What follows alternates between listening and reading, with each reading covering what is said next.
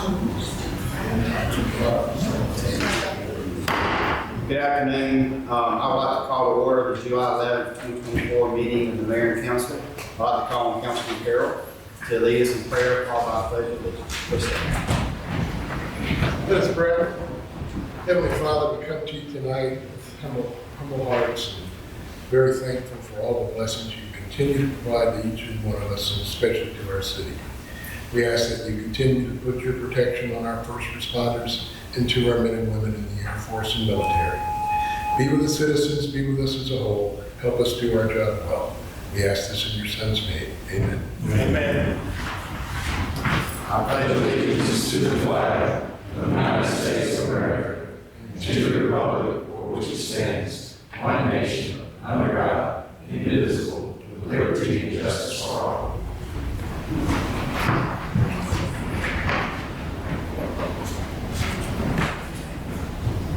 Council, do you have time to review the minutes from the May 14th, 2024, May 28th, 2024 special call meetings? Are there any additions or deletions? The minutes are approved by acclamation. All right. So we'll move to our public hearing. Consideration of an ordinance to rezone a total of 3.21 acres from conservation and estate agriculture to heavy industry, as requested by the Valdosta County Airport Authority. Matt Martin, Planning Director, will present. Yes, sir. Thank you, Mayor Pro Tem. There are 3 public hearing items on the agenda from the Planning Commission. The first 2 are a couplet of annexation and rezoning. As we have done in the past with annexations and rezonings, we can combine them as one public hearing, one discussion. When it does come time to vote, we need a motion and vote on the rezoning first, which is VA 08, and then secondly, then the annexation, which is VA 09. So together, these properties this property comprises 3.21 acres. It is owned by the Valdosta County Airport Authority. It is off the south end of the airfield, fronting Madison Highway. Currently, it is in the county, zoned a split between conservation and the state agriculture. The proposal is to rezone that to heavy industry M2. As you look at the zoning map on the screen and in your packet, all of the airport authority, airport property is M2, so this would make it consistent. Character area is also split currently between Neighborhood Activity Center, which we've seen from time to time, and one that we do not see very often, which is TCU. That stands for Transportation Communication Utilities. The proposal is to alter the character area for part of the property so that it's all TCU, just like all of the rest of the airport property. Aerial image, this is taken just a couple years ago when there used to be trees on the property. Several years ago, this was a vacant house. The airport authority acquired it to add it into their airfield. The house has since been demolished. The trees have been cleared. The property has been fenced in as part of the airfield, and they have installed an emergency gate off of Madison Highway, which gives them another means of access to the south end of the airfield. Survey in your property shows the details of the fence and the inlet that leads to the emergency gate. Some views of the subject property, fences installed, grassed area just like the rest of the airfield. This is looking southward toward the south end of their bordering fence. The view northward up Madison Highway, diagonally across the street, I think this is Victory Baptist Church, which is the closest land use nearby. And so before you is both annexation and rezoning. Planning Commission reviewed this at their meeting on June 24th. They found it consistent with the comprehensive plan. It stands for exercise of zoning power, and they're recommending approval. Footnote to this also in your packet is a copy of the notification letter of the annexation that we sent to Lowndes County. That starts a 30-day review process where we notify them of the annexation, what the proposed rezoning is going to be, the proposed changes to the character area, and also the proposed change to add this property to the SDS utility service area for the city. And they have raised no objections to those. So with that, I'll be glad to entertain any questions you may have. So y'all have any questions? Matt? Man, we have to rezone this first. The first motion and vote is to rezone, and then if that's successful, then we do motion and vote to annex after public hearing. Any other questions? All right, seeing none, would anyone, this is a public hearing, so this is open to the public to be able to come up and speak in favor of or against. Would anyone like to speak in favor of this request? If so, come up and state your name and address for us. All right, seeing none, if anyone would like to speak against the request? All right, seeing none as well. Council, I'll turn it over to y'all. Take action.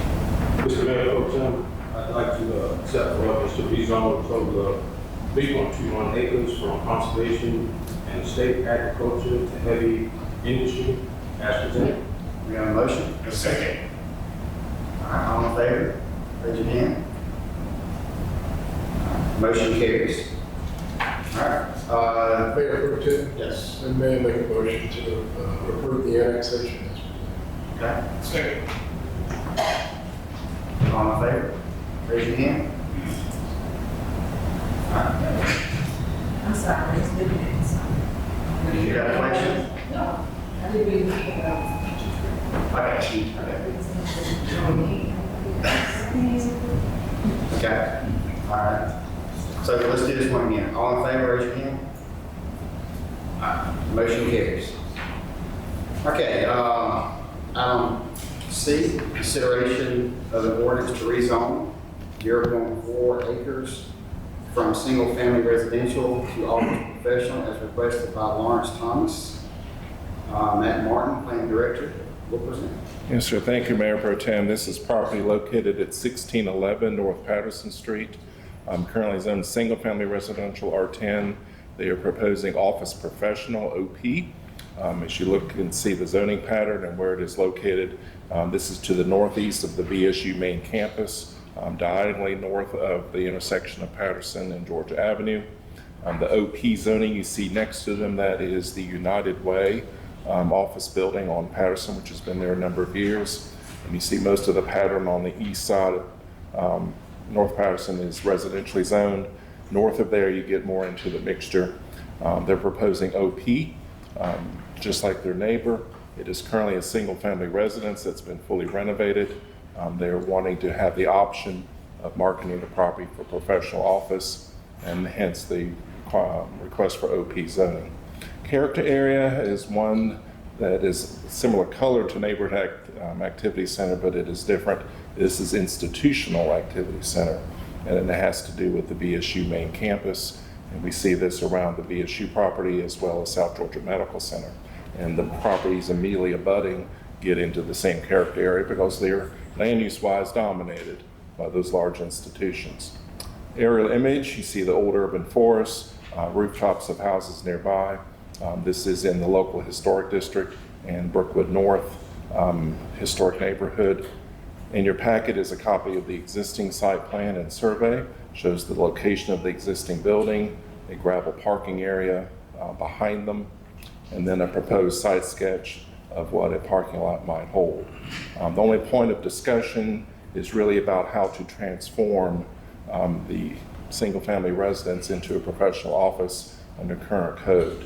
The feature that's important to note is their driveway onto North Patterson is one shared driveway entrance for both properties, and it splits immediately as you leave the street into one lane that goes back into the United Way property, another lane that is their driveway for the house.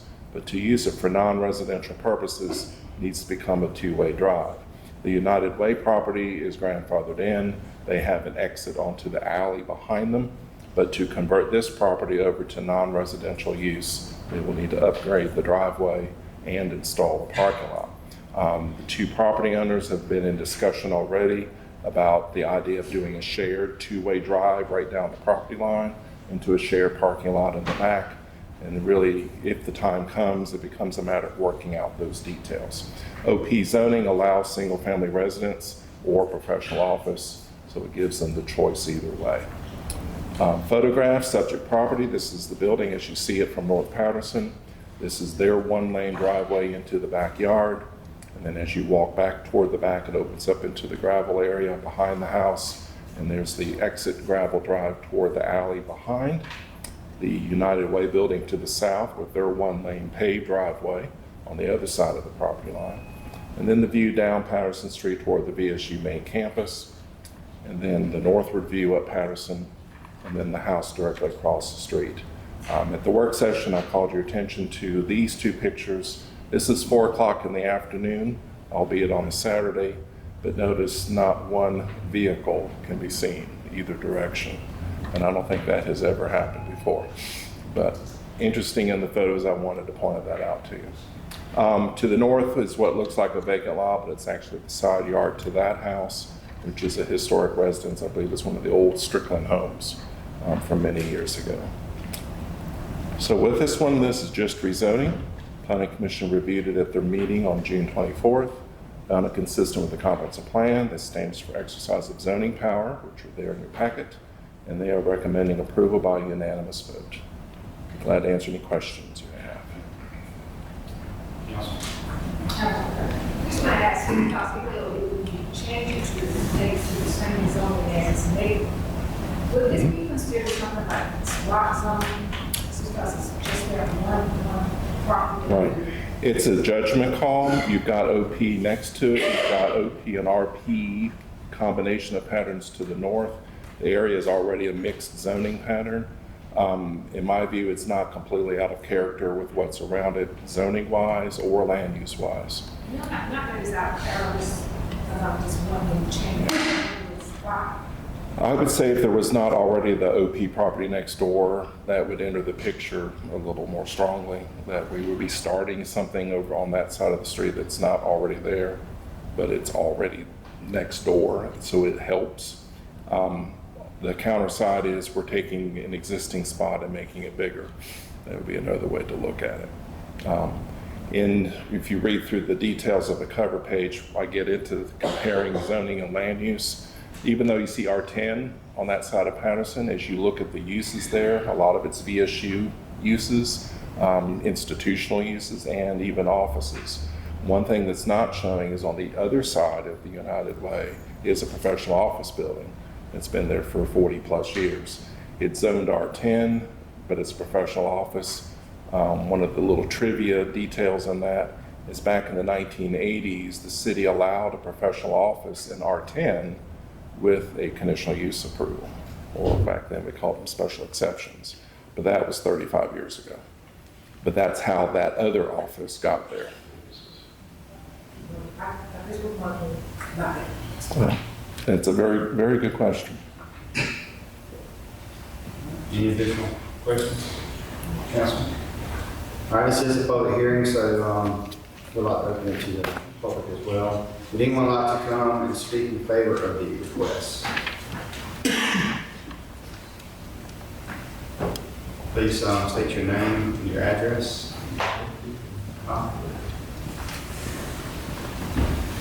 Lawrence Thomas, 4601 Blackwater Drive, Valdosta, Georgia. We purchased this property from Ms. Strickland for the sole purpose of renovating it for the potential use of either residential or office professional. There was some confusion as to whether it was listed as office professional. We didn't find that out till after we got into the project itself.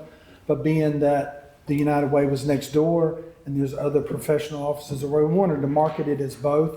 So we met with the Historical Society and we went through all that process and we brought it up to code and we brought it up to the historical requirements. And so we would just like the opportunity to be able to market it either way.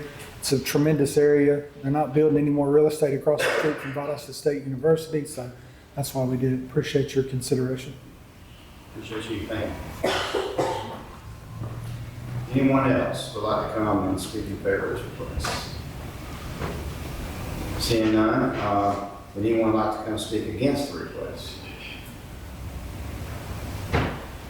Seeing none as well. Council, I'll turn it over to y'all. Mayor Pro Tem, just for clarification purposes, since the property owners come forward and talking about using it either residentially or office professional,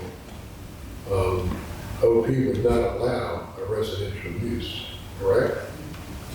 No, single-family residential is a permitted use in OP. It is. Okay. It is. Just want to be clear. As long as it's one residence, not duplex, not apartments, like RP would allow, but it does allow single-family residence. I just want to be clear on that. Council? Action? Mayor Pro Tem, I make a motion to approve the request as presented. All right, motion and second, all in favor, raise your hand. All right, motion carries, thank y'all. All right, so, move on to ordinances and resolutions. Consideration of an ordinance, to amend chapter 6, alcoholic beverages, article 2, license, and article 3, operations of the city of Valdosta Code of Ordinances as it pertains to certain provisions for the downtown Valdosta Entertainment District. Kim Hughes, Main Street Manager, will present. And I do want to add that this is our first reading, and there will be a second reading and a vote held at our next council meeting. Yes, thank you. Good evening, Mayor Pro Tem, Council. Thank you so much. Just a little bit of history. In April of 2021, the alcohol ordinance was amended to define and add provisions to the downtown Valdosta Entertainment District, which allows the off-premise consumption of alcohol in the defined area of the WVGA. The following year, there was a discussion and proposal from downtown property owners and businesses to amend and to actually allow beer-only establishments in the area and to exempt the food service requirements. In September of 2022, the council did amend the alcohol ordinance to accept these provisions for the WVGA in the for wine-only and beer-only establishments. So now there's currently discussions and a proposal from the downtown business owners and property owners to add distilled spirits or liquor to this exemption. Do you want me to go on and talk a little bit about where the changes will be? Yes. Okay. All right, so if you look at chapter 6, so that's under the article 2 where your license are, you'll see red lines. Those are kind of, there's two things going on. There's a cleanup of language, there was some repetitiveness, and then some clarifying of the language. So if you look in A, where it says WVGA exemption, you'll see that there's the cleanup of language and correcting some things and making it more clear. This would also add the 150 feet between said businesses. So if you have one open here, it would need to be 150 feet from another same established business. That wouldn't be, it could be a restaurant in between it or a retail, it just couldn't be side by side with two of those businesses. Cleaned up the language on B as well. You'll see that there's a lot of red lines there. In C, if you look, the new C, so 3 goes away. That was like 1,850 square feet of storage, for the wine. And I think also you'll see that in D is cleaned up from the retail tobacco establishment. That's kind of the quick and dirty. Are there any questions? So what you're saying, ma'am, is that you can't go from one location to the next location with your beer and your No, I apologize. That's for the opening of the establishment. The 150 feet, is that what you're asking me about? Yeah, that would be just like, let's just say we had 2 new businesses. Business A has established themselves and business B is like, I'd like to move next door. That wouldn't be an option. They'd have to move at least 150 feet away on either side of that particular establishment. So what you're saying is that if it's 2 bars, they cannot be side by side. If it's a bar and a restaurant, That would be okay. And it could be 2 bars or a restaurant sandwich between the 2 bars. It just gives a little bit of kind of buffer, so to speak, between the establishments. for explaining it, because I was Thank kind you. of recognizing from something you could carry a container from this to that location. What you're saying is that, you explain, it's the businesses that you're talking about. Yes, ma'am. There is no change in the off-premise movement. That stays the same. one thing I would, council, would like to bring to y'all's attention to just think about when our next meeting is that the curfew right now is, I guess, it's 2 a.m. as far as like the businesses closing down. Am I correct on that, Matt? Where's Matt at? Is it 2 a.m.? 2 a.m. in the morning? Yes. So it's downtown? Yeah. So then you have the brunch bill that we passed, which has been very well for our restaurants and stuff. That allows them to open as well on Sundays. I believe it's at 10:30, if I'm not mistaken. That one I'm not sure. 10:30 or 11, I keep. So I'm saying that to say, if we do have the potential of bars coming in or a nightclub that decides to come in, I mean, if they decide to come to this area, we might want to just think about, how do we handle those situations of a nightclub won't stay open until 2 a.m. in the morning? If we want to put some restrictions on it, if it's a bar establishment, maybe it closes down at 12. I'm just throwing something out here for y'all to just think about.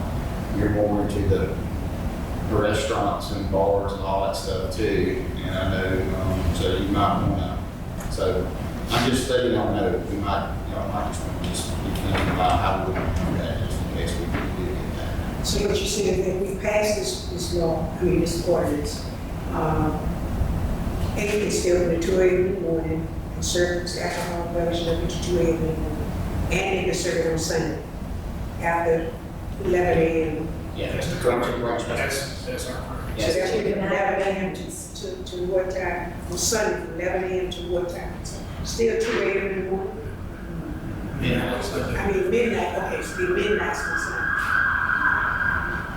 Right now, currently, most of our restaurants normally close down around 10 to 11. I think downtown shows may stay open until midnight, I think, 1 or 2 nights during the week. So right now, we don't have that issue. I'm just saying that if it does come open, I just want to, we can amend it at any time later on. But I'm just letting y'all know it's easier to do it now. Are we anti-club? Are we anti-club down there? No. Oh, I'm just wondering. I'm just not making sure. Right? No. Okay. I'm just making sure. That means, yeah. So we have time to think about this. Oh, yeah, we got another reading, next council meeting. And that's when we'll vote on it too. So any changes is when we gotta do what we're gonna do then. Yep. Any other questions for Kim? I have one more question. What streets exactly is downtown entertainment? Okay, and so I'm glad you asked that because I missed that portion. Matt has also included a map that gives you a clearly defined, and it will be in the ordinance, but just kind of a quick and dirty would be north to Magnolia, south to Martin Luther King. You're looking west at Toombs, and then east to Lee, but it also includes the Turner Arts Center, as well as G.B.R. That's just kind of a dirty wide, yeah. But it's in the pack. You see, it's in the packet and very, very well defined. And that way, I think it'll also help people understand where that perimeter, like where those lines are, right? Okay, thank you. Thank you. Appreciate it. All right, next up, we have bids, contracts, agreements, and expenditures.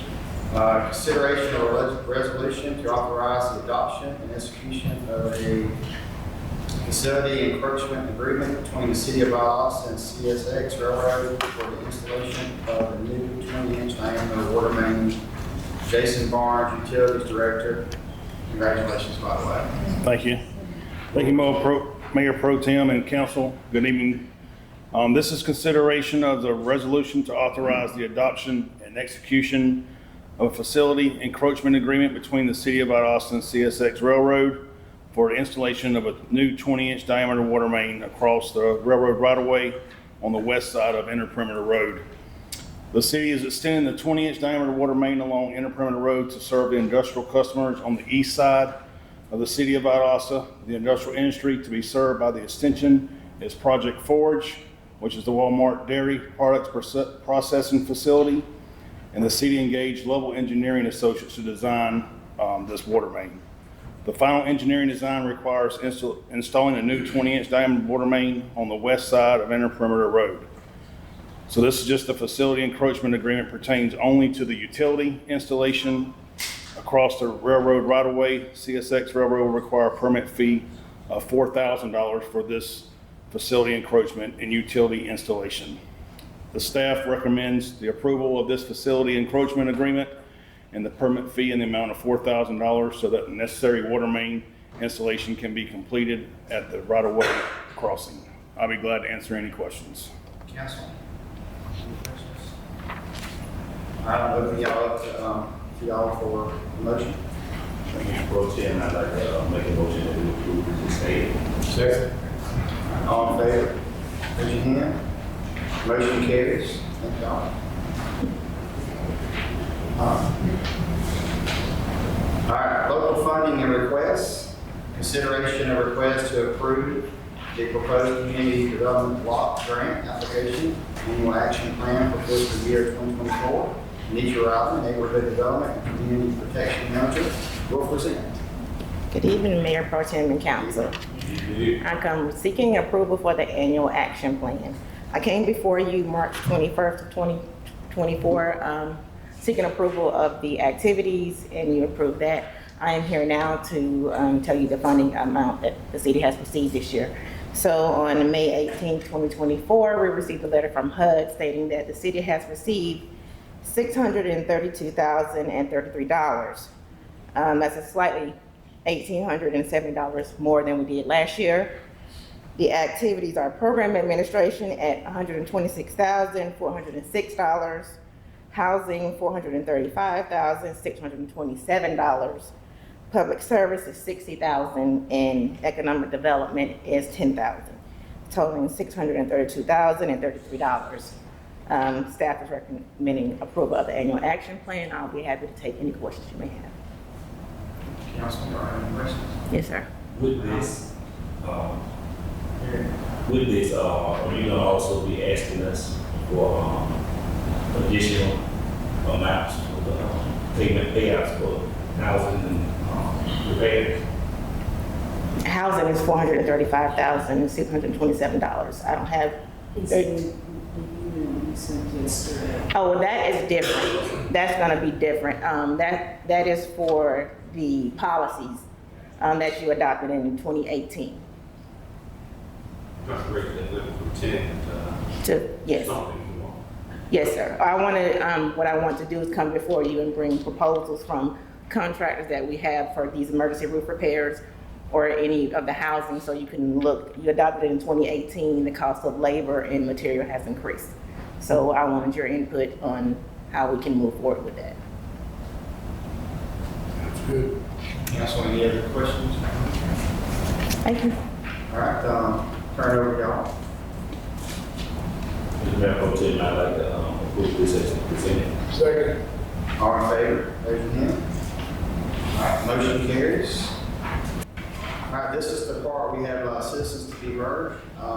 Portion of the meeting, we ask that you come forward, state your name and address so that we may have that for the record. Our policy requires that you stay under 3 minutes so that others have time to be heard. Please direct all comments to council as a whole and do not attempt to engage individual members of the council in debate. It is the council's policy to follow through with you on your concern. Additionally, we ask that any groups that want to address the council designate one spokesperson to represent the group of their comments.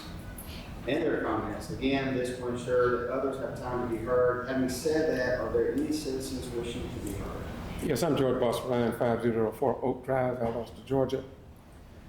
Mayor and Council, we have two radio stations, 105.9 FM and 92.1 that is concerned to some citizens in Valdosta.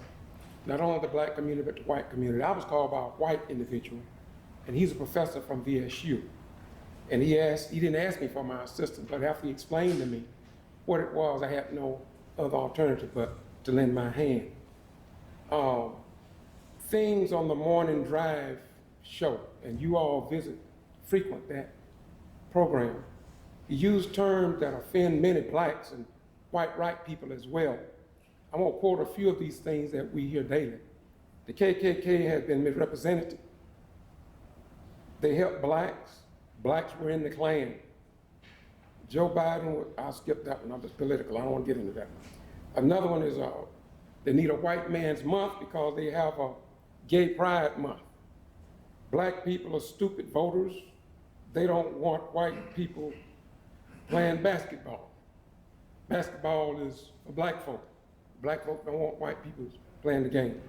You can hear this every morning, or something close there too. 105.9 FM Black Pro Media. I have sent each of you all my presentation. I've done 5 videos. I sent them to you all and to the county commissioners. baseball is for blacks only, and that they talk about turning the flag upside down in justification to prove their point about how America's fallen down because of certain people, certain Americans. They talk about the NAACP was founded by 4 white guys, and they go much deeper than that. I'm not mentioning what they be saying, but it's very offensive, and I just can imagine how outsiders would view Valdosta and Lowndes County when they hear all of this venom, and then you all sit on that station. I can't understand it.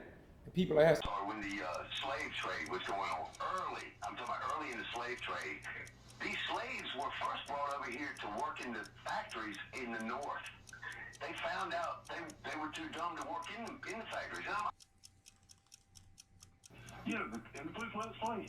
The Ku Klux Klan has been made out to be something that it really wasn't. They weren't. They tarred and feathered. They enforced with more whites than they did blacks. It was amazing the money they gave to black universities, black hospitals, took food to blacks whose homes had burnt down.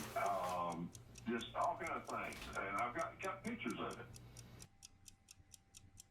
One more thing about the black sport. That they saying now that baseball is for black people and brown people. That white people got no business there. They're not good enough anymore. All right, interesting perspective. Later on. Yeah. Do you have any idea who founded the NAACP? I don't off the top of my head, no. I didn't either. 4 white guys. Huh.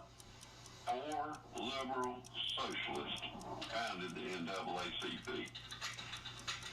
And but the thing is, when you know the backstory about a lot of this, it really changes things.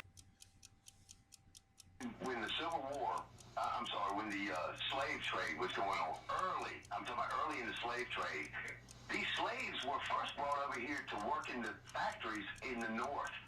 They found out they were too dumb to work in the factories. And I'm not being, disparaging. I'm just saying they found out they couldn't work in there, so they said, look, we'll work them in the South like animals. That's about all we can do.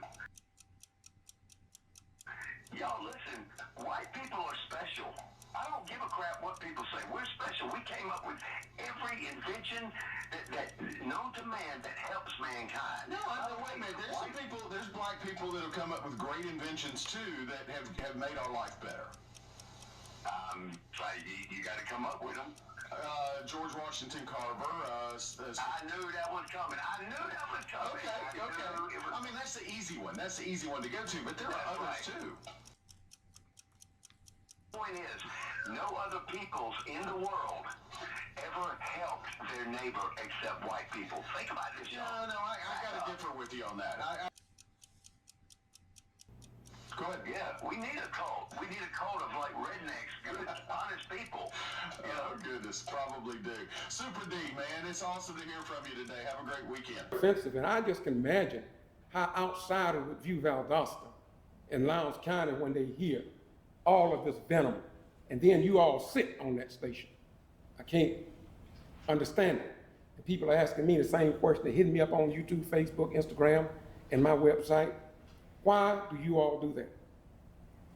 Also talking about queers are not dangerous. When the transvestites get mad, they kill stuff, the Democrats.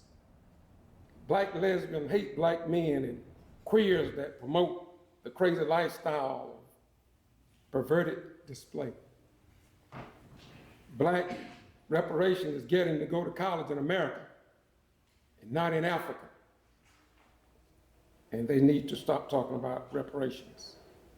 Slaves were brought to this country to work in the factories in the north, but they were too dumb. Black folk were too dumb. And that's why they put them in the fields in the south. That is very distasteful. And I think somebody at least ought to look into it. If they don't, y'all need to stop visiting that channel. Thank y'all very much.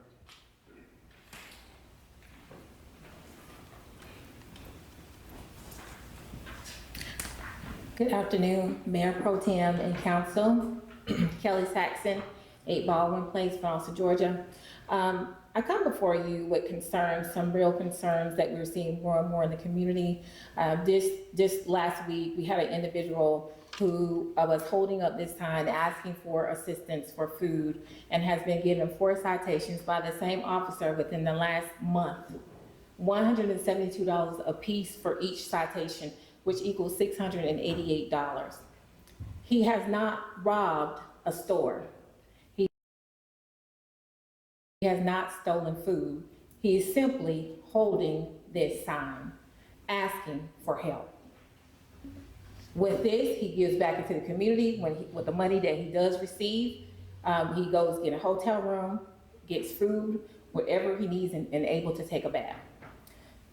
With this, we need to know what are the rules for where people can hold signs and how can we stop the war on homelessness.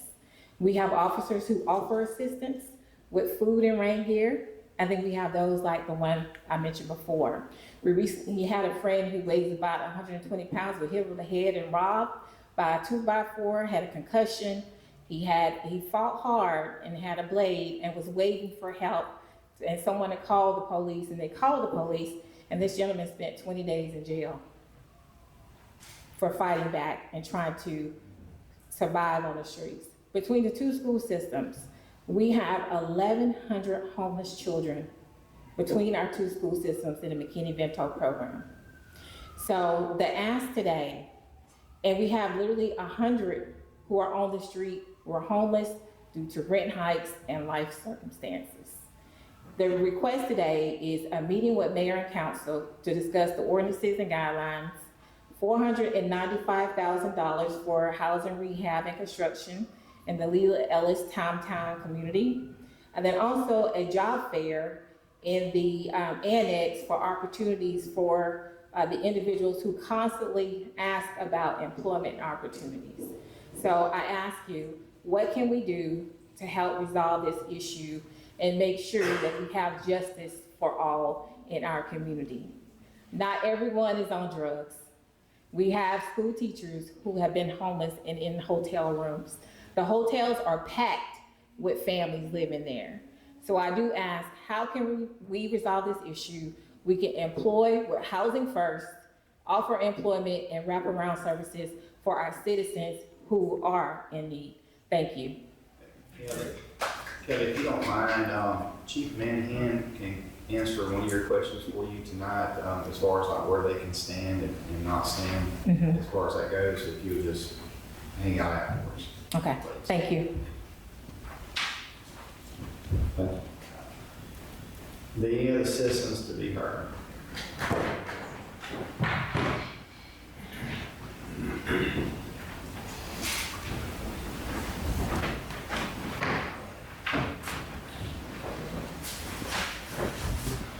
Good afternoon, Mayor Pro Tem, Council. My name is Michael Jetter. I live at 4560 Plantation Crest Road, but I'm also the managing partner of Stogie's Downtown with Tim Harris, who's also here. And I wanted to say a couple of words in regards to the ordinance that you're considering regarding the changes of the alcohol permits and such downtown, and the hopefully expansion of our entertainment district and the betterment of downtown. For a long time, we've seen a lot of inactivity downtown. It's had its good times and it's had its bad times and such. We were fortunate to be able to start this business about 9.5 years ago. We'll have our 10th anniversary very soon at the end of the year. And all during that time, we've had all sorts of different customers come in and enjoy premium cigars and pipes and such, and just lounge around and have an enjoyable evening or afternoon. But the most common question that we've had over these 9.5 years is, how come you don't serve alcohol? How come I can't get a good bourbon or a good scotch or something along that line? And then I have to go through this whole explanation of it. And the things that disappoint us probably more than anything is seeing folks come in from out of town. And there are more and more people doing that now. They're staying in our bed and breakfasts, they're staying in our hotels, they're spending money here, and they're coming to a place that they can relax and enjoy a cigar that they might having another place in their own community. But looking at that, it is something that is offered in so many different places, and so many people love to have those at home when they're enjoying a cigar. So it's a big part of the social part of our business. We are a social business. We're not a bar, and we don't pretend to be a bar of sorts. It's a place where you can come and relax and enjoy yourself. And that we hope that we can be a part of the growth of downtown by giving those folks a better chance to enjoy and relax and see another part of our community and talk to the customers that are there, that live in the community and spend money in the community and tax dollars in the community, and promote our downtown, promote our city and our county. So I appreciate your consideration. Thank you. Thank you. Are there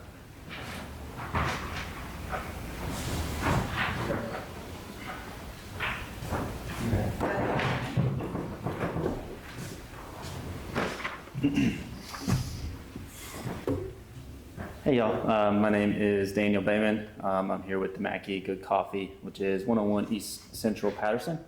First off, I want to thank y'all for continuing to improve our downtown entertainment district. I think that we have had great improvements over the past decade or two. And I just wanted to, while y'all have time to think before you take a vote on this, I wanted to inform you on our discussions as downtown business owners that currently own restaurants and properties within downtown. We feel that the council has made great improvements through taking baby steps. We feel that the improvement of the open container and being able to walk around downtown is a great step, and we have seen very little negative impacts associated with that. The current ordinance as it presented is very vague on its enforcement and allows for a more open interpretation of businesses coming into downtown. My understanding of noise ordinances within downtown is it begins at 10 p.m. We have concerns, and that's why the majority of the businesses downtown stay open until around 11 or midnight, because we have concerns associated with the ordinances, the close living quarters, the hotels, the bed and breakfasts that are downtown, if we had businesses stay open at a later standpoint and cause noise issues. Also, we have concerns as far as the availability of police within our downtown and the ease of access to a police force or policing if that is necessary.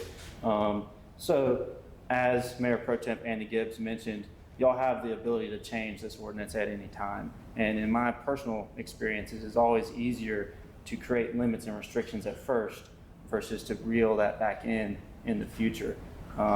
So just my encouragement as a private business owner, I'm not speaking for the entirety of downtown, but is to do what you've done in the past, take those baby steps, see how that develops, and then take more baby steps. I think we've got a great vision for downtown. I think it's coming along, but it's gonna take years to get there.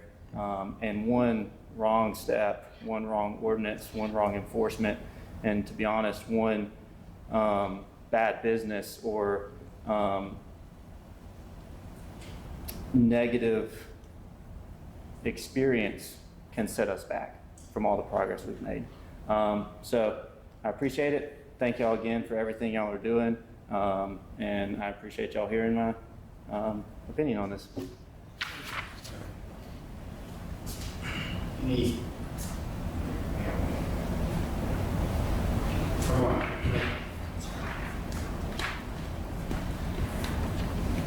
Hello, everybody. I'm Christina Cheek. I'm the founder and executive director of Sister Girl Birth Initiative. And again, like I did in March, I came and asked for the Valdosta City Council support for Black Maternal Health Week. And I come again to you to hopefully get your support to recognize Black Breastfeeding Week, which is celebrated in August from the 25th to the 31st. And the reasons why are as follows. Valdosta, Niles County has an infant mortality rate of 9%. That is way too many babies that are at risk for losing their lives. Also, there are a lot of maternal health inequities which lead to more Black infants being born too small, too sick, too early, and making them more susceptible to health-related issues, which cause them to lose their lives or to not have the best trajectory in their health. Also, many Black residents are at risk for high obesity and other nutritional-related diseases and conditions due to the lack of access to healthy food, quality health care, and other essential determinants of health in the communities where Black babies live and are raised. Also, for the breastfeeding mothers, there are countless benefits for breastfeeding, and one of the initiatives for Sister Girl Birth Initiative is to highlight these so that mothers can make the best decisions and have evidence-based information to make the best decision for their babies and also for themselves. So I ask for your support again. Like other countless other cities and states across the nation, to recognize Black Breastfeeding Week during the month of August, during the 25th through the 31st, along with Sister Girl Birth Initiative. Thank you. Thank you.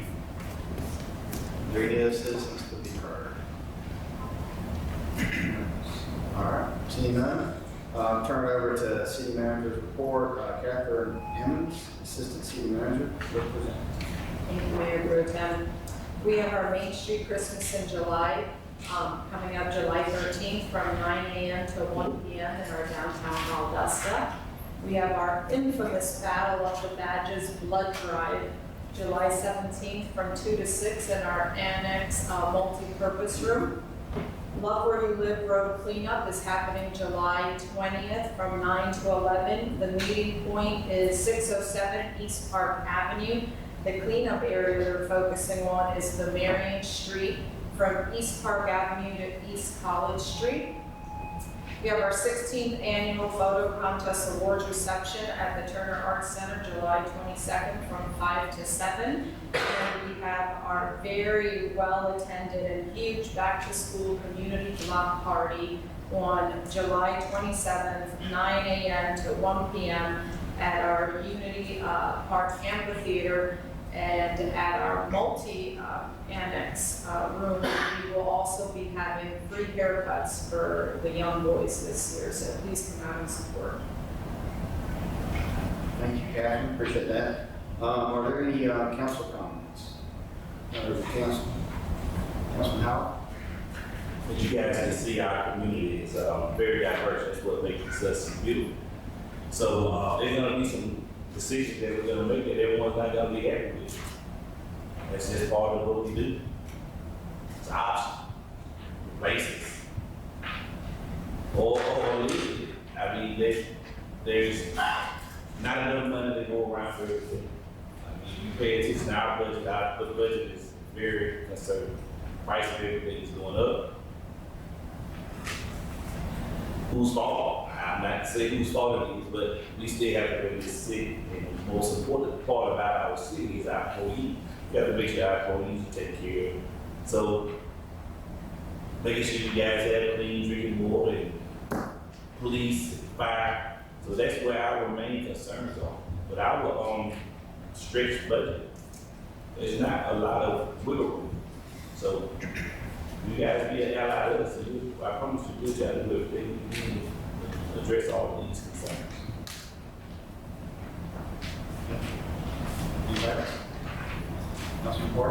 Yes, we have a lot of citizens to be heard today, and we appreciate that. We need that. Of course, one big thing, appreciate you, Kelly, for coming up. We do have a homelessness issue still, and I know we've been talking about that. I know since I got on council, we've been pushing that this past month when we were in Savannah.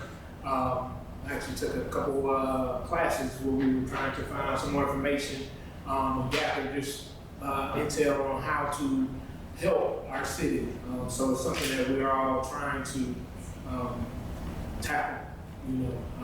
It's a big deal. We gotta keep on trying to keep and help our folks, you know what I mean, and help our community, especially our downtown area. It's effective. It affects our downtown merchants, and we want to make sure that we can everybody can thrive, and we can get folks together. Also, to Well, I hope not. Thank y'all for coming. Any other council comments? Without objection, Mayor Pro Tem, I'll make a motion to adjourn. Second. All in favor? Adjourn. Thank y'all for coming.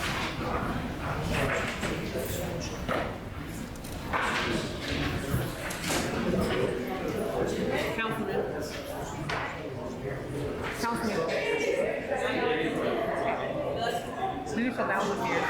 Leadership Lounge is here. Leadership Lounge, they're here for a picture. For Leadership Lounge.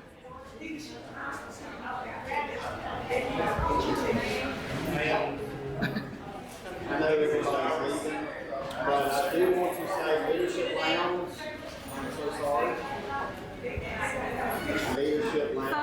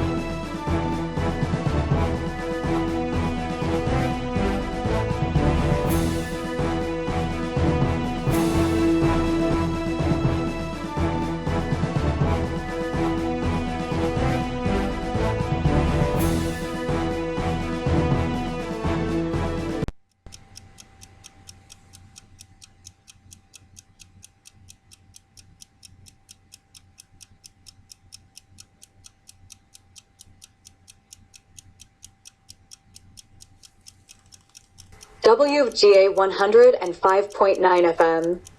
A short list of sponsors / phone numbers. St. John 832. Of the Morning Drive with Bill Osborne.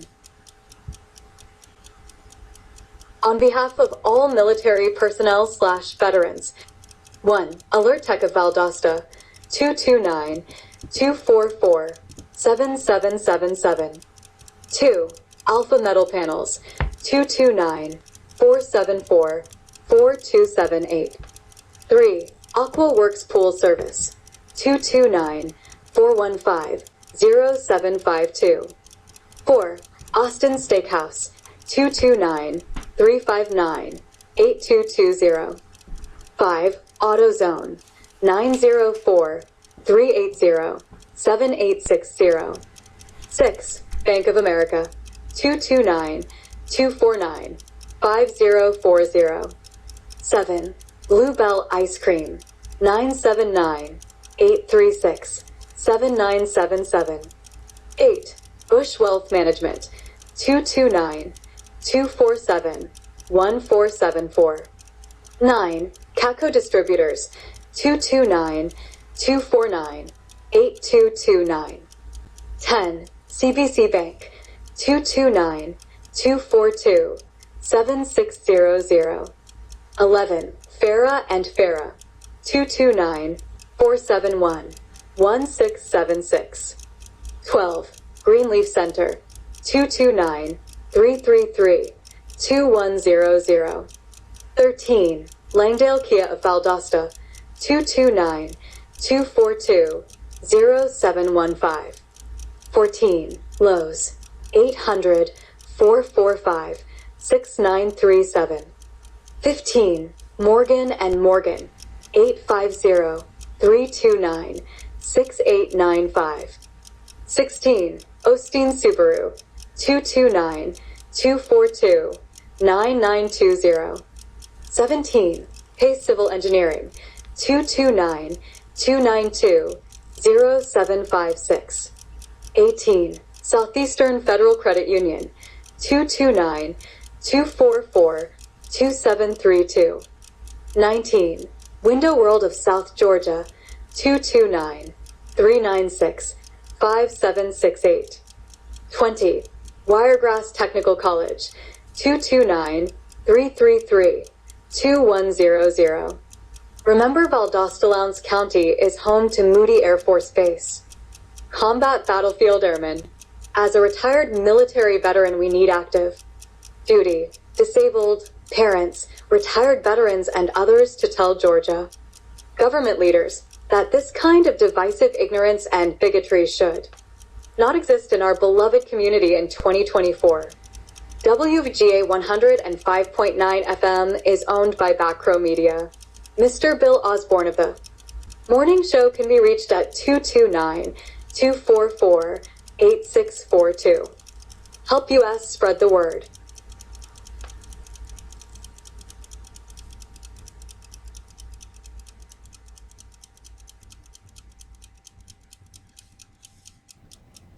They talk about the NAACP was founded by 4 white guys, and they go much deeper than that. I'm not mentioning what they be saying, but that's very offensive, and I just can imagine how outsiders would view Valdosta and Lowndes County when they hear all of this venom, and then you all sit on that station. I can't understand it. People ask. When the slave trade was going on early, I'm talking about early in the slave trade, these slaves were first brought over here to work in the factories in the north. They found out they were too dumb to work in the factories. Yeah, and the Ku Klux Klan. The Ku Klux Klan has been made out to be something that it really wasn't. They weren't. They tarred and feathered. They enforced with more whites than they did blacks.